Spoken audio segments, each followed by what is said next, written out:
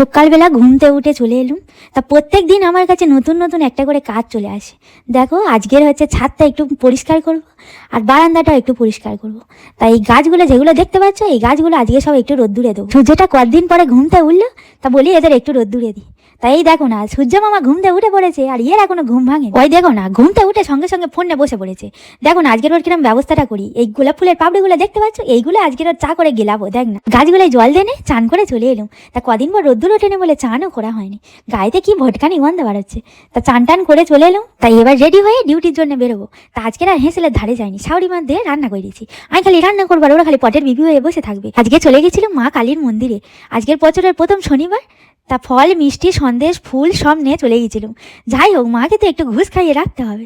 তা গিয়ে দেখি সবাই পূজায় বসে গেছে। আমি বলি ধূপ আর মোমবাতিটা একটু জ্বাইলেনি। তা আবার যেন কেউ যেন ভেবুনি আমার আর ড্রেস নেই। আমার অনেক ড্রেস আছে, শুধু ডিউটি থেকে যাচ্ছি বলে এই জন্য এরম ড্রেস পরে গেছিলাম। তা পূজা টুজা দিয়ে চলে গেছিলাম। এসে আবার গেলার পর্ব গিলে নেবো। সবাই ভালো থেকো, বাই বাই।